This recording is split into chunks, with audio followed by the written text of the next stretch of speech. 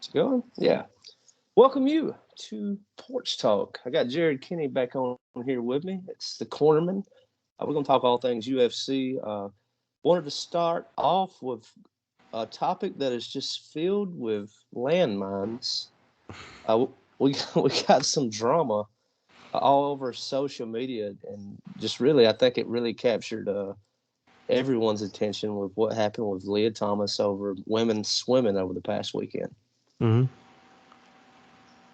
And so, obviously, I mean, this is a big thing when it comes to the transgender community. Lia transitioned to be a female. I don't think she's had any of the surgeries yet. I think she's still got all genitalia. I don't know how that works. I'm not going to get into that. Yeah, no. Uh, but the chick who came in second, she was actually banned from Twitter today. Reka Gorky. She swam for Virginia Tech. She blasted the NCAA over its rules allowing transgender women to compete against biological women. I think there's something to be said just about that. And I've heard it said as this really comes to the forefront of women's sports because you really don't see transgender men really dominating or competing in men's sports right now. Mm-hmm.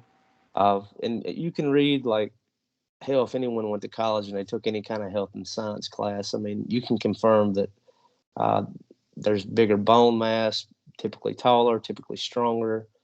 Uh, it's it's just an innate thing that it comes with male biology. Mm-hmm. Uh, I was disappointed with it going down like that. Obviously, I love the memes. I love the South Park, everything that came out of it. Um, but I think Reka's right.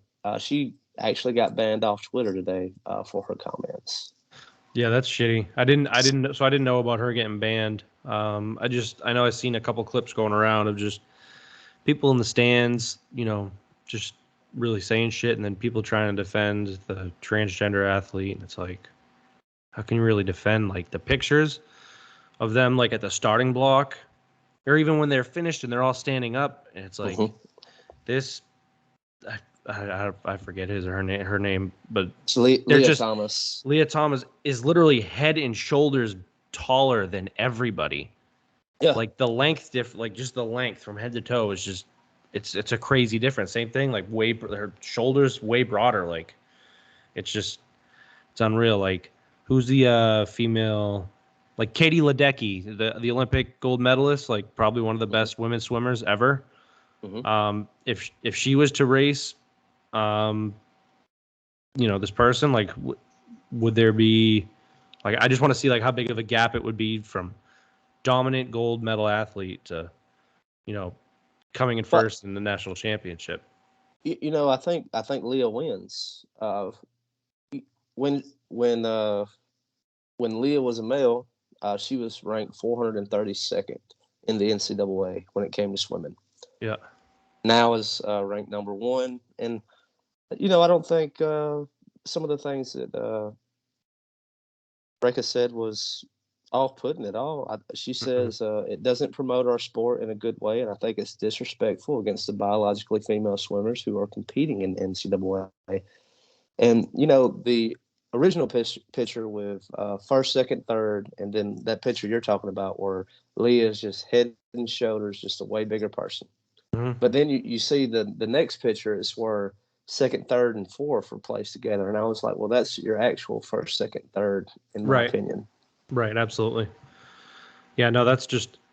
I mean, they hit the nail right on the head, and it's kind of fucked up that they got banned from Twitter just for saying that, because she's just basically speaking facts. It's a lot of um, negative press. I mean, some people will be like, "Oh, well, press, good press, bad press is good press," but no, like this, it's not the press you want surrounding your sport, because it's tarnished. It's a tarnished competition. It's fucked up. That's just it. And she goes on to say in the interview, I'd like to point out that I respect and fully stand with Leah. I'm convinced that she is no different than me or any other D1 swimmer who woke up at 5 a.m. her entire life to practice. Right. On the other hand, I would like to critique the NCAA rules that allow her to compete against us, who are biologically women.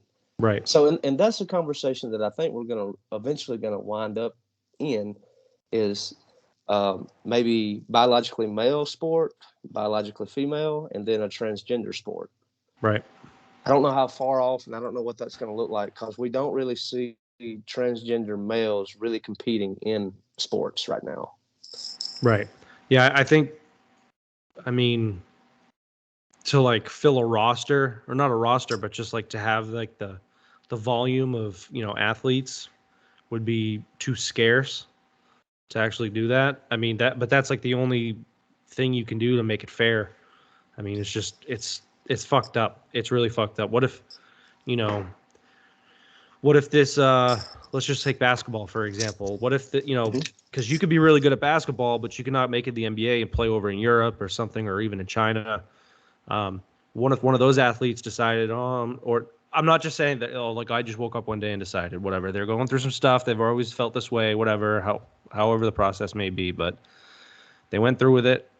They transitioned, and then all of a sudden, it's like they start playing in, women's leagues, and they're dominating, and then the WNBA calls, and this transgender athlete's fucking 6'8", 265 pounds.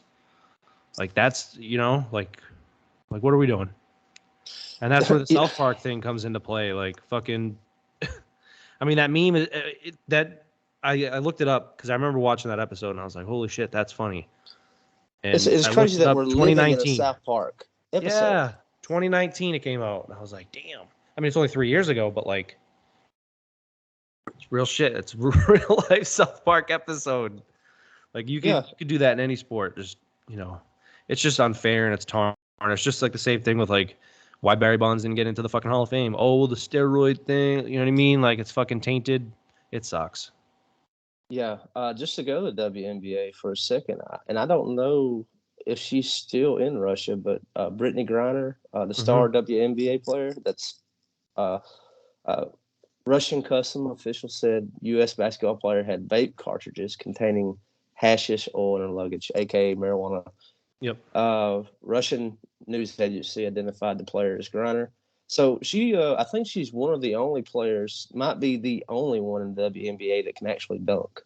Yeah. I think there's maybe two, but she can dunk very easily. And so I know that I think she makes $250,000, which is one of the highest paid players in the WNBA. And she is the type. A lot of these women do this in WNBA. They'll go play basketball in Russia in the off season. Mm-hmm. Now, should she have known better to try to sneak in weed cartridges through Russia? Yeah, but you're not in America, man. You got to play by their rules, right? Right. And then, lo and behold, we got the Ukraine-Russia thing. So now, we kind of have a POW, so to speak. Right. And I know I just seen. I think last week they extended her sentence, or they extended her initial hearing, so that they're going to keep her like an extra, I don't know, 4 to 6 weeks until they actually put her on trial or whatever they do over there. I don't know their judicial hearings, but they're doing something like that. Yeah, and you hate to hear it because I mean it's at this point where we are, especially in America, it's just a little pot, but it's not the same everywhere you go in the world.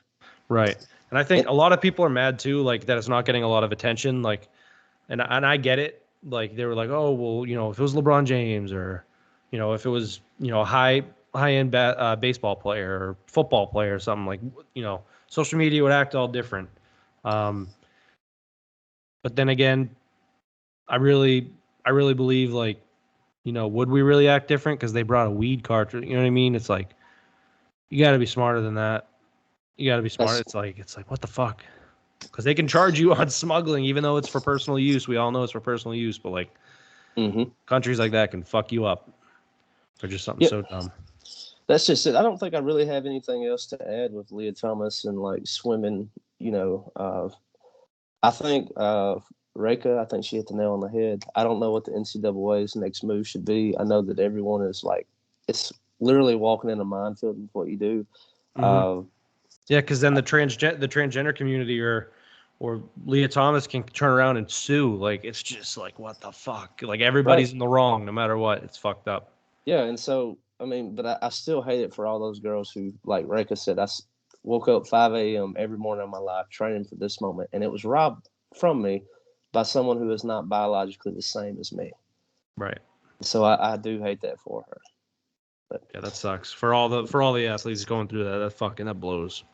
Yeah, and just to bring it to like a UFC or like even like a combat sport, it would certainly be the equivalent of a flyweight trying to fight a heavyweight in some regard like that. Right. Yeah, or even like, or just even if they're in the same weight class, like, who's 145? I don't know. Let's just take Max Holloway at 145, fighting Amanda Nunes at 145. Like, yeah, or like Chris Cyborg. Like, yeah, they're like Chris Cyborg, Amanda Nunes, Juliana Pena. Like, they're dominant at what they do in their weight class. But like Max Holloway is probably like 6-7 inches taller. Reach is same thing, probably about fucking 8-9 inches longer. So bigger it's just not bone density. right. So it's fucked up. There's a lot to consider. Before we step off into UFC London, I wanted to bring up my boy as well. Let me see if I can get a little photo of him here. I don't know if you can see it from the blurriness, but Hasbulla. I love that guy. He's the GOAT. He took my heart. Mini Habib. For those of you. He stole my heart. Look at him. He's perfect. Everything about him is just perfect. When he came out, when Twitter or Instagram, I forget what he came out. When that first happened, I was like, oh my God, this kid is fucking electric. He's supposed to fight. I forget his name. This other person, this other kid who had like the same disease. I don't know what it is, but like he's basically 18 or 19 years old and just. He's 19. He was born in 2003. Okay. I'm trying to like I got an article pulled up on him now, trying to figure out like what is that? How does that happen? Matter of fact, like he's just claiming to be 19. There's his specific birth date remains unknown. He's 3 foot 3 inches. So it's not been confirmed officially, but he's believed to have dwarfism, childlike characteristics. Yeah. He has over 2 million Instagram followers already. I mean, how could you not? That is just like as wholesome as the internet could possibly be. Oh my God, he looks the same. I just found a tweet. I'm gonna send it to you. So there's a picture of him and his brother from 2011 and 2021, and it's like, it's fucking. So this is them, and for people watching, that's them in 2011. Hasn't changed a bit. You see Hasbulla. Yeah. And then where's his brother? There he is. And then that's them in 2021. Same thing, Hasbulla. He might have just got a little more meat on the bones, which happens to all of us in 10 years, Mm-hmm. But yeah, I don't think anyone can really say, oh, he's not 18, 19, but yeah, he's been making his rounds back again on Twitter, as he always does. What was it? Caleb Williams from Barstool, or Caleb Presley. Sorry, not Caleb Williams. Presley, yes. You saw that you tweeted it or shared it on one social media right before I could get to it. Was like I saw them two meeting, and like the meme you shared right behind it was like Uncut Gems, Adam Sandler. It's like this is history right here. Yeah, this is what this is. Yeah, he posted a picture of him and Hasbulla shaking hands, and I tweeted that picture. What did I say? I said, me explaining to my future kids the magnitude of this photo. This is history right there. You understand? And it's just a picture of it. Look, it's just them. It's just him shaking his hand. But they were with each other for, I don't know, 3-4 days. Caleb actually flew out to Dubai to conduct an interview.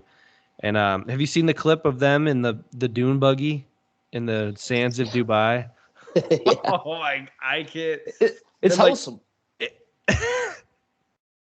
And like, Because those things go fucking fast. Those things Oh, yeah. and Caleb's in full fucking bit mode, and he's just like this, and he has the shirt and tie on, and he's just standing there like this, and Hasbulla's standing up, and then he grabs his arm and he does his yell, and like so many people like screenshotted that, and it's just memes. I can't. That Sunday conversation is gonna be the most viewed and one of the most viral videos probably this year. I don't know. Full Send Podcast had Donald Trump on like 2 weeks ago now. Yeah. Dude, in the first 24 hours, it had over 5 million downloads. It was on YouTube for like almost a day before YouTube pulled the plug on that. But that's the thing about Hasbulla is you ain't gonna pull the plug on him. No, they won't. He's not a loose cannon like Donald Trump. Yeah. Well, with his fists, he is. There's a video of him and Caleb wrestling. Yeah. Did you hear the noise that it made when it hit him? He hit him good. He caught him real good. I think it was the last time he was at a UFC event. He hit DC. Oh yeah, DC smoked him.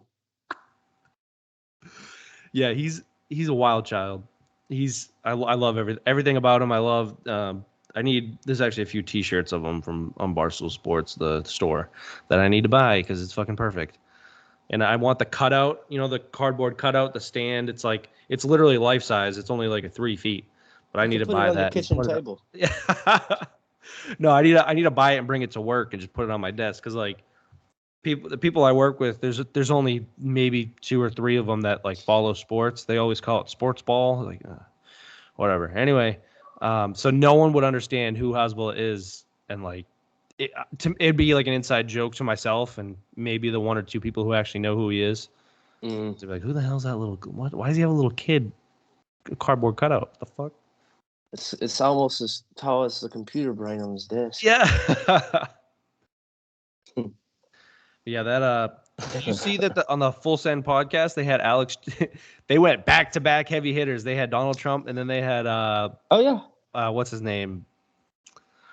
Alex Jones. He had Alex Jones. Alex Jones on. I haven't listened to it. I haven't listened to the full podcast, but like I listened to like maybe a 45-second excerpt on like TikTok or Twitter, and they were talking about Bigfoot and shit.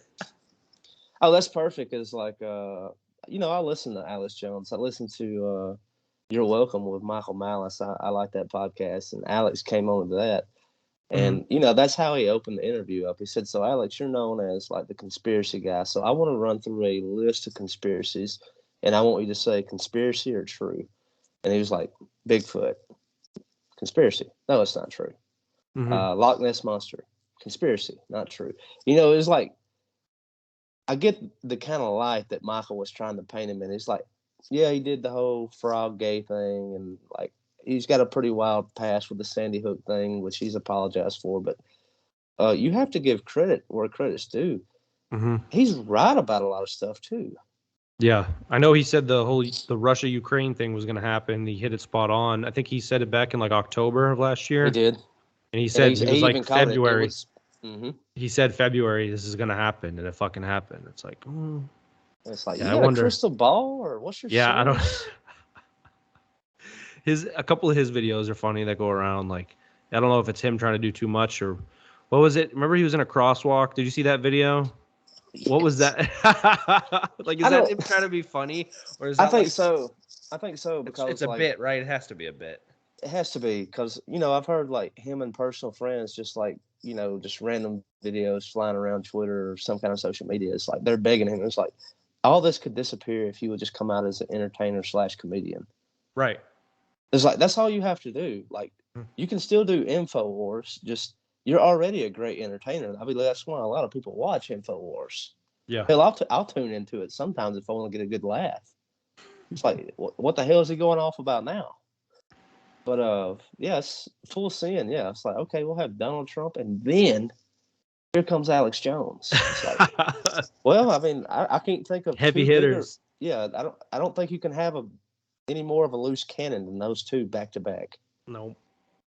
Because the whole thing with Donald Trump, it was funny. It was like he talked about like how he renovated like the military, like it was some kind of a kitchen. No, like, it was like we have the best military. We renovated the nuke the program. We got brand new nukes. It's all this. I'm like, and then he goes into this charade about like I forgot what professional golfer he had played with like every president since Carter, right? Yeah. And he's like, he says that I'm the best by 20 strokes, easy. I said 25. I was like, he's still same thing, still full of shit. Yeah, yeah. He has to be the. I mean, the memes from when he was president are so gold. Like, just from the the video, like when he goes, because I don't know what he says, but it's just like people are explaining it, like describing their cats, and then people are like, oh, how do you like your women built? And he goes, and it's just thick. Yeah. It's like the latest thing here lately is like I just really miss the way he said China. Oh yeah, China. Yeah. Yeah. When remember when ASAP Rocky, were you tracking the whole ASAP Rocky getting in, what was it, Finland, Sweden, whatever? He was in jail. He tweeted out, he was like, "Let's get ASAP home, ASAP," or something like that. Tweet just went viral just because of the way he worded it. Yeah. That when we killed Soleimani, the ultimate flex. We confirmed kill, and then he instantly posts a JPEG of a fucking American flag. Like, that's just so funny. Or like McDonald's for fucking Division I national champion college football fucking football team gets them all McDonald's. Like, what? Dude, it's such a troll. So funny. I don't know. Like, I got back on Twitter because he was on there, and then I just kind of stayed. Yeah. But he was funny, and he said that on Full Send podcast. He's like, "How boring is Twitter without me?" You have a point. Yeah. That's funny as shit. You were my favorite follow because I didn't know if you were going to be calling Rosie O'Donnell fat or what you were going to be doing today. Or calling the news fake, or just whatever. Yeah. But we had a UFC this weekend in London. You're a big fan of Paddy, right? Yes, sir. Paddy the Batty, the Scouser, as he calls himself. Love the haircut, dude. And like a lot of people probably like you just see an image of him. Like if you're not familiar with the name, you see that image, you're like, oh yeah, I know that guy. He's bad. Yeah. Yeah, Paddy. He's he hasn't. How many fights has he had in the UFC now? That was his second fight in the UFC. Yeah. And he was scheduled for the co-main event. And then he just got bumped down one slot. And it was in his home.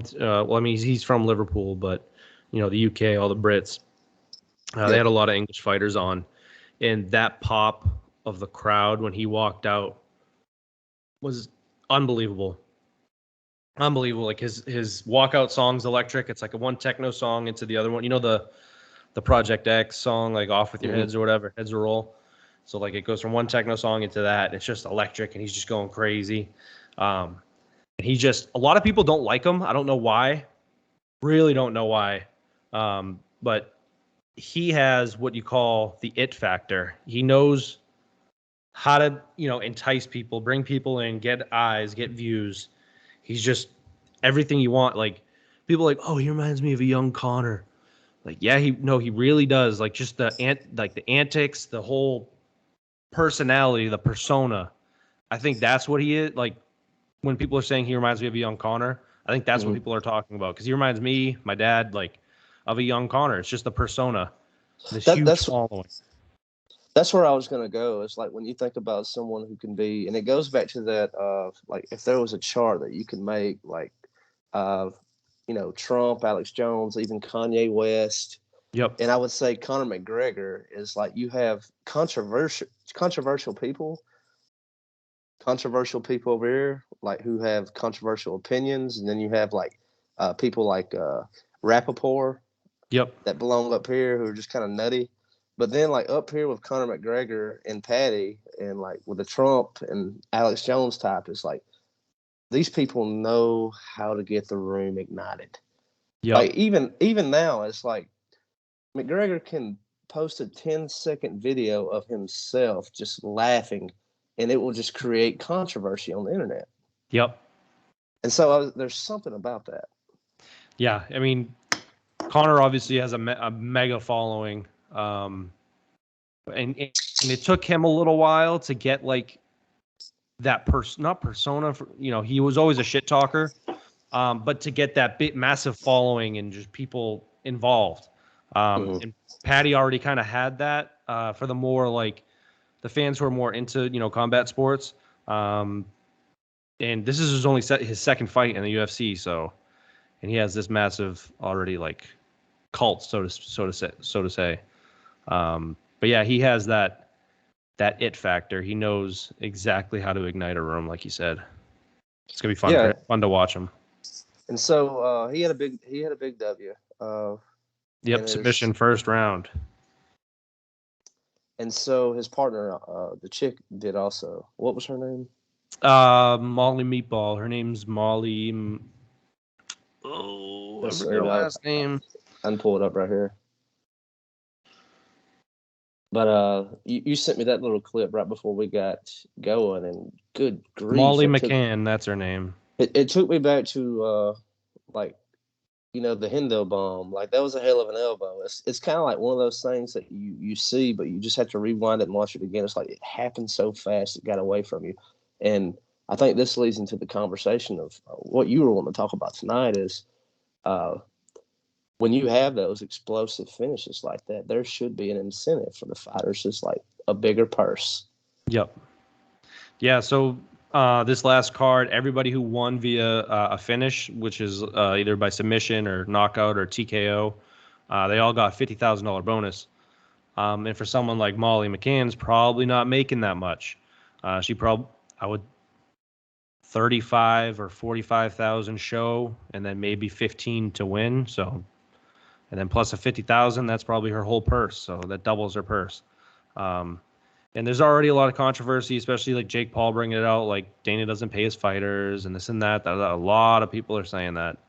And, so this, I think that should become the new norm. Everybody who does win by finish, via submission, knockout, TKO, should get a $50,000 bonus. Because remember, years ago, it used to be like fight of the night, submission of the night, and then knockout of the night. So it used to be those three, and it would be 50,000. They kind of moved away with that, and then it would just be like a performance bonus, and they would only hand it out, I don't know, a few a night. And then like in Texas, like a Texas card, and then a New York card, they upped it to 75,000. Just because a fighter was like, oh yeah, well, everything's bigger in Texas, let's do 75,000, and everyone went shithouse. Dana was like, okay, we'll do it. But yeah, I think that'll entice a lot of people to win or put more on the line to get that extra 50,000, especially for those fighters on the undercard who aren't well known or aren't making that much money. So why not, instead of kind of coasting the last round, why not really try to pour it on and make an extra 50K? Yeah, or like you go to pour it on and you get poured on too. Yeah, that's true. That can happen. You can get caught real quick. The Paul brothers, I remember it's Jake that can actually fight, right? Yeah, he's the boxer. And then it's Logan, who was the YouTube star, and then he kind of got was it when he went to the Japanese suicide forest? He got canceled. The downfall. Yeah. And so that whole celebrity thing, and you could tell like when he was fighting, who was the UFC guy that Jake fought when he did the little touch and then Tyron he came Woodley. in? Yeah, I was like, you could totally tell it was staged. Mm-hmm. And then he has the audacity to start talking trash to like UFC fighters, and then on top of that, Dana White. And it's like, this is Dana White's organization, and it gets bigger and better every year. Like, we do have eras, like you go back to Dan Henderson or GSP, back to that area, and then we're in a brand new era now. But dude, you're just an internet famous guy whose parents had a lot of money, and now you're just pretty much bullying your way around, like having these HBO events. And I have no respect for you or those events. I don't watch them. I don't care. Yeah, I think, I mean, he is trying to become like a real boxer, but he hasn't fought a real boxer, you know? Yeah. So like you're getting into a sport like that's like me saying like, "Oh, you know what? I'm going to be one of the best home run hitters ever." The best home run hitters ever, and then you're going to get fucking, I don't know, a hockey player to throw you fucking pitches at bats, and then it's like, you hit a 400-foot home run, then it's like, oh well, I fucking told you so, I fucking told you so. Everyone's like, no, go up there against a real pitcher. Yeah. Just there's so many Pull Tom comparisons. Glavine or John Smoltz out and see if you can hit a Yeah, dinger. right. Like it aggravates me. I mean, he does draw a crowd just because I think of the his demographic, like the younger kids, but like old, even kids my age or I'm sure your friends too just can't stand him. Yeah, it's just like you almost just watch it just hoping that he loses. Yeah, just for the chance of him getting caught. Just for that one chance. And the internet, I think the world will explode if that ever happened.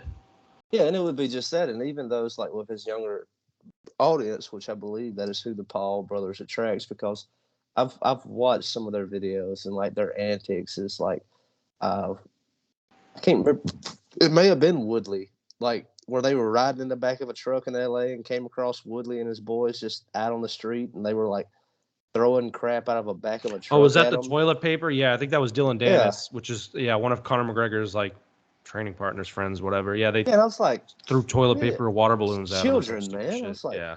It's like grow up, man. Yeah, But I think it's that younger demographic that really have like a super hardcore following. Like that's, you know, Joe Rogan to us is, I mean, I don't really want to compare, but like Logan Paul maybe to that like younger crowd. Um, I maybe don't know. something in that demographic. Yeah. Oh well, man. Anything else to do with the fight night in London? I know we covered Patty and Molly Meatball. There was a hell of a triangle. Yep. Paul the Bear Jew Craig. He does it The every Bear fucking Jew. fight. The Bear Jew, dude. He fucking there's some memes going around MMA Twitter too about him. It's like the Illuminati eye, and it's like because it's a triangle. It's like Paul Craig, and then he like morphs into the dollar bill fucking thing. It's stupid, but it's funny. Anyway, I gotta check that out. yeah, he he was getting his ass beat on the stand up, and then he went down. He was getting pummeled. He tried catching this dude in the triangle, I think twice. Didn't really work out. And this guy, so he didn't have him. He wasn't like in full guard, so he wasn't on his knees.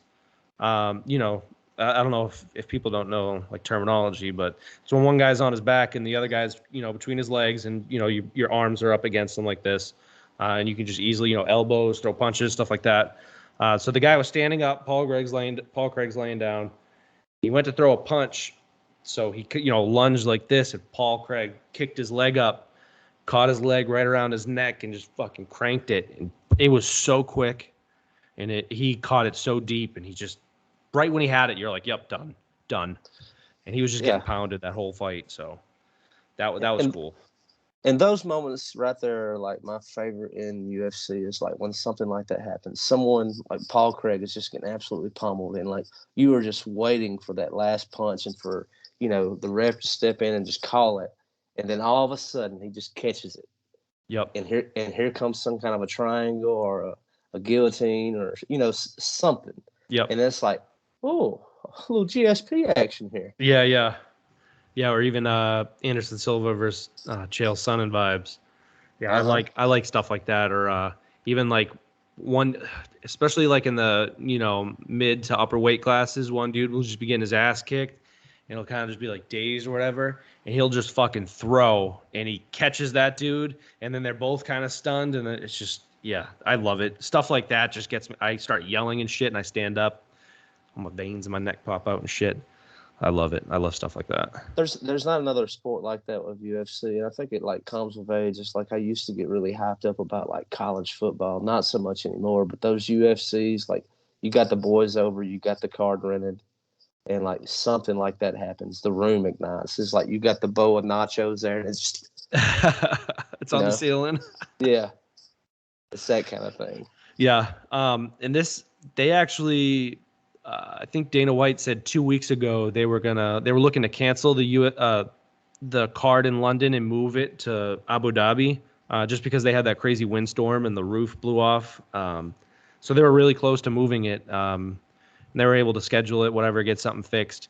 And he reconsidered. He was like, I never really, we never really got a good vibe coming over here, but like this just, secured my love for this place and all the fans, because the fans get so fucking into it. They only have so many events a year, especially UFC's cream of the crop, and they only go over there maybe twice a year if everything goes well. But that place was fucking rocking, and he said he's going to try to get back another event there later this year. Yeah, that's the thing about it, and especially like now. And we've had Bisbing, if you want to go back to the Dan Henderson days, and those two fighting each other was always great. But now you have a lot of very relevant, very talented UK fighters. Mm-hmm. Like some of my favorite fighters are from Mexico. Now, I do love our American fighters. And then you have you guys, cats down in Brazil. You got Habib in Russia and Connor in Ireland. And so I'm loving to see this sport get like more developed, more countries, and like seeing like all these different nationalities just coming together for this.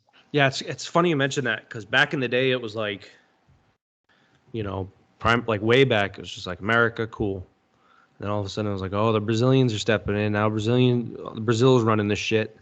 BJJ. Then, Brazilian Jiu-Jitsu, all this stuff, and then you'd have like a handful, maybe one or two English fighters. Now it's like it's literally every continent. I mean, obviously besides Antarctica, but whatever. Like Africa's dominating now. Fucking, you have a Zhang Weili, the fucking the Chinese female. She was a champion at one point who got knocked out by Thug Rose, that head kick. That's my girl right there. That's probably my favorite chick. Thug Rose, yeah, she's awesome. I love her.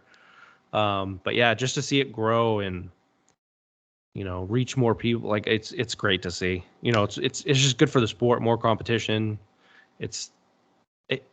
It's one of those things, like, America isn't really fascinated with soccer or football, if you want to call it. And that's basically played all over the world. But this is like really a universal sport, I think. Yeah, it's like I was telling you before we got going. It's like Columbus, Mississippi is where I predominantly hang out if I'm just hanging out with the guys. And we have Relentless MMA. It's led by Jake Reeves there.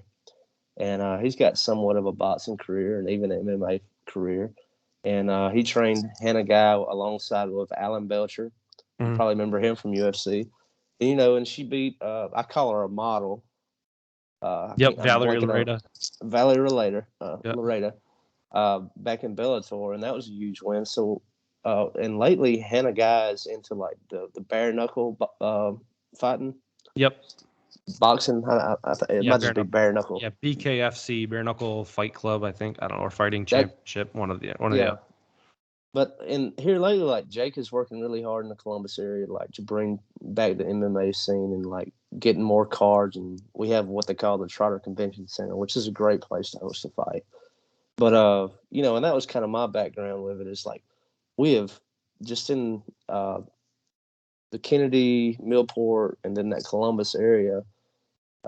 We would always have like fight clubs, like at our parties and things that we would do, and then Jake would open up a gym. So like UFC and things like that was always very prevalent to us. Mm-hmm. How did that start up for you? How did you fall in love with the UFC? My dad started watching it when I was younger, the old Spike TV days when the Ultimate Fighter was airing on TV. And I don't know, it might have been the first, or I think it was the first season. I remember him watching it. Wasn't that with Forrest Griffin and and Stephen Bonner? Mm-hmm. Yep. And he was watching it, and he's like, I don't forget what age I was, but remember at first I would try to watch it with him, and I was like, I don't like it. I like WWE better. And then he would religiously watch it every week, and as I watched it more and more, I was like, this is fucking sick. This is awesome. And then because in my area, like the New England area, especially Boston, it's more of a boxing town. Like a lot of those East Coast cities, like Philly, a lot of places in Jersey, but Boston, like Lowell, Mass, is known for all its boxers. Mickey Ward, You ever heard of Rocky? Yeah. Rocky Marciano. But yeah, I remember him watching it on Spike TV, and then I remember the pay-per-view stuff, getting pay-per-views, but it would predominantly be the Ultimate Fighter, like on Spike TV, and then I think they etched a deal. I think it was with, I want to say Fox Sports. I forget, where they kind of did like the fight night things before they signed with ESPN. It might have been someone before that, and then started watching it, and then I remember like the first big pay-per-views was like Chuck Liddell, Tito Ortiz, obviously the Chuck Liddell ones. Who's another one? Mirko Cro Cop. Do you remember the Matt Hughes days? Matt Hughes, yeah. Mm-hmm. Yep. Yeah. BJ Penn. Yep, BJ Penn. BJ Penn fought at light heavyweight, which is crazy because he's a small dude. I'll never forget when Forrest Griffin got in the ring with Anderson Silva, and that should have never happened. I was a huge fan of both of them, but I remember going in there, I was like, this is a huge mistake. Yeah, that front kick. Yeah, he got knocked out. That was bad. And he just, his body flailing and shit. And then he got like embarrassed, so he ran out of the ring. Yeah, Anderson Silva is my favorite fighter of all time. Like in history of history. John Jones is my favorite active person. Very close number 2. But Anderson Silva was so fun to fucking watch in his prime. The Spider. I really liked him over the years. I liked GSP a lot. He was a lot of fun to watch. Yep, love GSP. I was a huge fan of Dan Henderson. Mm-hmm. I think that really about does it. I would always watch a BJ Penn or a Matt Hughes or Forrest Griffin or Chuck Liddell. Mm-hmm. Even like Frank Mir and Brock Lesnar. Yep, those are good fights. Those were good. Yeah, I remember UFC 100. Was it either UFC 99 or UFC 100? I want to say it was 100. I think it was 100. They had Brock Lesnar fought someone. That's crazy. And we're almost close up to fucking UFC 300. Jesus Christ. Mm-hmm. Yeah, UFC 100. Brock Lesnar versus Frank Mir, and then GSP versus Thiago Alves. Oh my God. Dan Henderson versus Michael Bisping. What a card. Yeah. Oh my God, those 3 fights. Dan Henderson, Michael Bisping. Dan Henderson won knockout. GSP beat. I want to say that was the Hendo bomb that happened in 100. Yeah, I think it was. I think that was the Hendo bomb. And then Brock Lesnar knocked out Frank Mir. Holy shit. You remember the first time that they met, like Frank was always so good, like with his, just making you tap out. I don't remember. The wrestling, like the wrestle fuck, the original wrestle fuck, when you just took people down and beat the shit out of them. Yep. Mm-hmm. And like it was Pat McAfee had Brock Lesnar on his podcast. It's a great show if you ever checked it out. But they were going back to that fight, the first time that those two matched up, and Brock was telling the story. He was like, I paid this trainer and like all my team a whole lot of money to get me ready for Frank Mir. And I think it was that leg lock that he tapped out at on that first one, if I remember right. Yeah, I think so. And they're in the octagon, they're fighting, and next thing he knows, he's on the ground, and Frank is putting him in that position, and he's helpless. And he was like, "Oh crap, here it is. Oh crap, there's nothing I can do about it." Mm-hmm. And that was just how good Frank was, Yeah, they Brock Lesnar was just such a force. Like I remember a few years ago, he was supposed to come back because his WWE deal was up, and everyone was like, "Oh," and he got like cut. Like he lost some weight. You could tell he stayed off the juice, or he was off his cycle or something, and he looked very lean. And everyone speculating, he's coming back to the UFC. He's coming back to the UFC. And then it was some event. I don't know if it was WrestleMania or whatever. He came out, and everyone was like, "Holy shit! He must have signed his contract." And it ended up Vince McMahon, throwing the bag at him, and he ended up coming back. Yeah, he talked a lot about that on that Pat McAfee show. He was talking about like his relationship with Dana White versus with Vince McMahon, and it was kind of crazy, like hearing like the different dichotomies between that relationship. Because he has been back and forth. He went wrestling, UFC, back to wrestling. He didn't come. Yep. He hasn't come back. No, UFC. Not yet. No, and people forget he almost died. He had a wicked bad stomach infection. Like he was. Like wicked bad. I remember like all the news. It was like Brock Lesnar's in critical condition. I'm just gonna look it up. Brock Lesnar stomach infection. Yeah. What year was that? 07. I'm gonna say 07, 08. I was wrong. In 2009, professional wrestler and mixed martial artist Brock Lesnar nearly lost his career when he was sidelined with diverticulitis. The athlete described this condition as feeling like a shotgun blast to the stomach, which says a lot coming from the former UFC heavyweight champ. Mm-hmm. Yeah. I'm looking at the same article, and then like you have someone like Ronda Rousey, who made the swap over to wrestling. Mm. She didn't really. She got a very good welcome, and then she turned on the fans. Like it's different. I think it's a different because I kind of follow it like just via Twitter or whatnot, and then like I don't know. Like years ago, I used to follow like from the Royal Rumble just to WrestleMania, just kind of pick it up because there's really nothing on. And she ended up like genuinely not liking the UFC the WWE fans. Like, not a heel, not an act, not a gimmick. Like, she genuinely hated them. Jesus. And she like talked a lot of shit, and like everybody hated her. And then she ended up leaving. And I think just within the last few months, she came back, and everyone went shithouse again.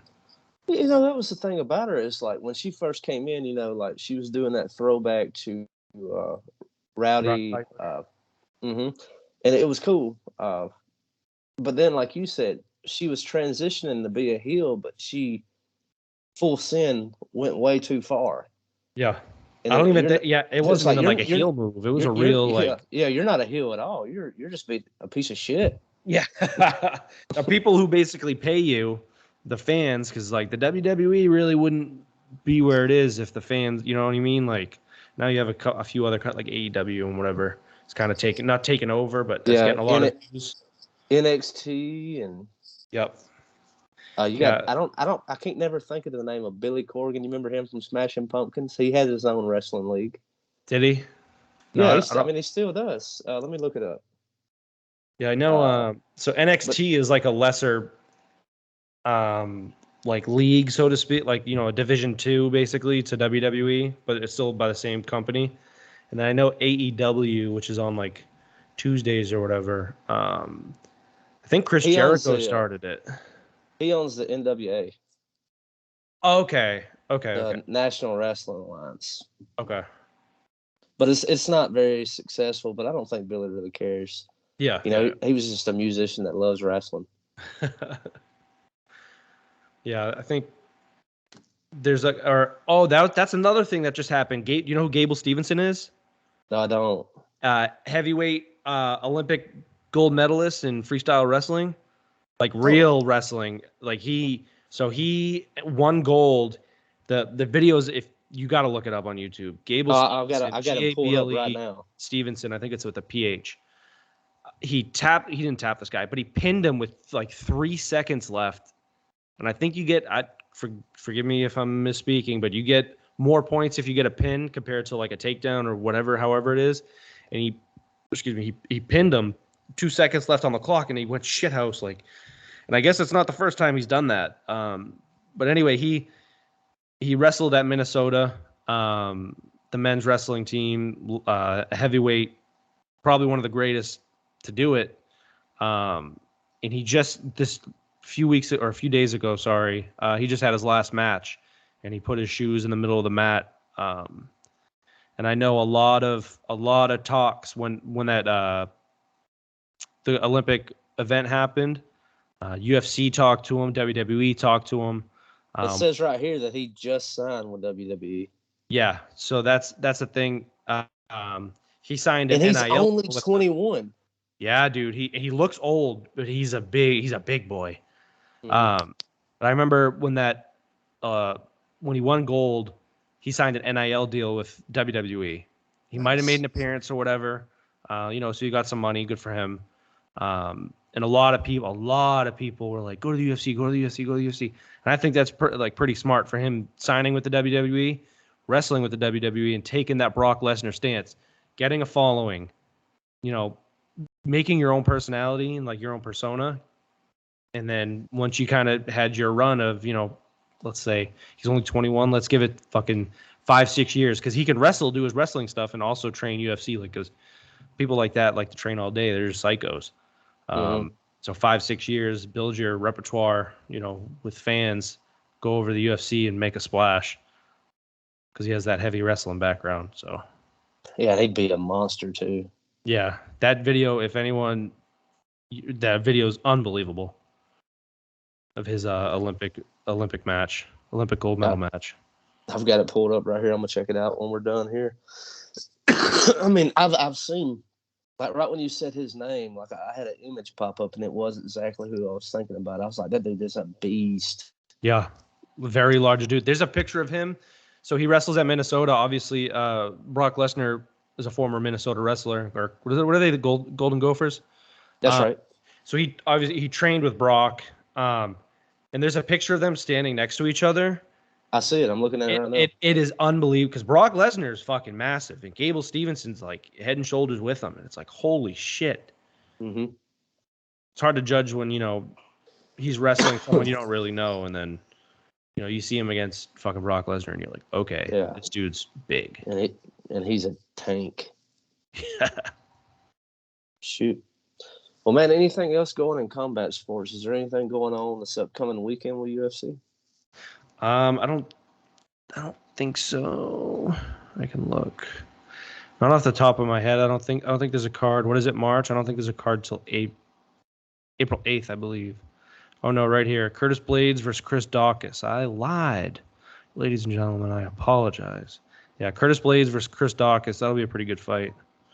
Oh, and UFC's launching their NFTs. I just got that little plug on my fucking laptop. And Hasbulla is going to have one. Yeah, I bet he is. Or yeah, he launched his own NFTs. Hasbulla did, I think. Yeah. We both follow that SRA Twitter verified on the Twitterverse. Okay. But, so you got Curtis Blades heavyweight versus Chris Dawkins, 4 versus 8. Curtis Blades is a heavy favorite. I'm just scrolling through. Kai France is pretty good. Oh my God, Alexei Oleinik's still fighting. This poor man. Ilir Latifi. Dude, I'm serious. This dude has like 60 fights, and he's like 43 years old. It's disgusting. It's time to hang it up. Yeah, his record is 59-16-1. Jeez. This guy. I have to look up his age. Yeah, it's a good fight. I mean, there's a few good fights, but I bet he don't have any ears left. It's just all cauliflower. He's 44. Oh my God, he's born in June 25th, 1977. Holy shit. Still doing it. Good for him. Yeah. It's not fun to watch, but he's there. No, but he's doing it. Good for him. He probably at this point he takes like, let's see, he probably does one fight a year. Yeah, maybe 2. Good for him, dude. Mm-hmm. I mean, I wouldn't know piece of him. Oh yeah, no, I'm good. Well, I think that about wraps it up. We got something coming up. I got to shoot you the Narrows down there too, but we have a Steve-O show coming up. Mm-hmm. Yep, few weeks. And Porch Fest is in 2 weeks. There's that. Yes, sir. Excited about that. April 8th and 9th, or 9th and 10th? Mm-hmm. 8th and 9th? And so 8th and 9th, and so if that UFC thing falls, I'll see if we can get that going, and so maybe we can watch it after the festival wraps up. That'd be we'll sick. have it ready. Oh, well, dude, anything else to do before we walk out the door? Don't think so. Well, man, I think we covered a whole lot of ground. I think we dodged a minefield. Yeah, no shit. As best we could. I apologize. If anyone took offense to anything I said, sorry. Yeah, and I would apologize, I did not mean it. But if that is the worst I've said, I'm very surprised. I'll let the YouTube overlords deal with it. Oh, cool, man. Wait. Portnoy, Barstool Sports. Didn't they have a big announcement coming up? Am I dreaming? Maybe. Are you thinking of the Hasbulla thing? That's a Barcelona interview. This was more just with Dave Portnoy. I'm I not don't sure. think so. Yeah, no, I don't think so.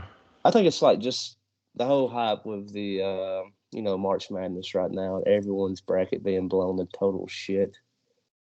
50 hours of basketball this weekend. Mm-hmm. Good for you. If you sat down and watched basketball all day, every day for 50 or 60 hours, like good for you. I'm not too into it. I watched a few games. I can't do all that. I physically could, but like it, I watch who I want to watch. Right. I like watching Gonzaga because they have just a freak on their team. Yep. I like watching Auburn, obviously, because they're from Alabama. They got put out last night, Sunday night. Yep. And Miami beat them, right? That's right. And didn't just beat them; they ran them out of the stadium. Yeah. It was by like 18. And who's the what was it? The 11th seed or 13th seed that fucking is was it Lola? Some shit like that. I'm not. You talking about the team that upset? Was it Minnesota or St. Peter's, a 15th seed? That's who they are. They're from like New Jersey. They beat Kentucky, right? I believe so. And so, check this out: their entire athletic budget is not even a fraction of what Kentucky pays Coach K. Or Duke pays Coach K. And that was so they beat Murray State, who was ranked 7th. St. Peter's did, and then before that, who was it? No, who beat? This is a shit show. Just like who beat who? They beat Murray that's State. who they beat Murray State and then turned around and beat Kentucky. Or they beat Kentucky, then they beat Murray State. Right, okay. Yeah. Good for them. Good for them. He was on or the head coach was on Pardon My Take today, and he made a good point. He was like, a lot of the athletes that are on, or basketball players that are on my team, genuinely believe that they should be on Kentucky or on Kansas, and he was like, you know what? Go out there and fucking prove it. Go out there and prove it you belong on that team, and they fucking did. So, good for them. That's good motivation right there. That's good coaching. And that's one thing that I like about the March Madness. Like, I might not watch every game, don't watch near all of them, but I do like a good Cinderella story like that. Yeah, everybody loves it. Yeah. Virginia Girl. Well, hey, brother, you ready to wrap it up? Yes, sir. Well, Jared, thank you so much for another episode, man. We'll be checking back in here soon. Brother, take care. Appreciate it. See ya.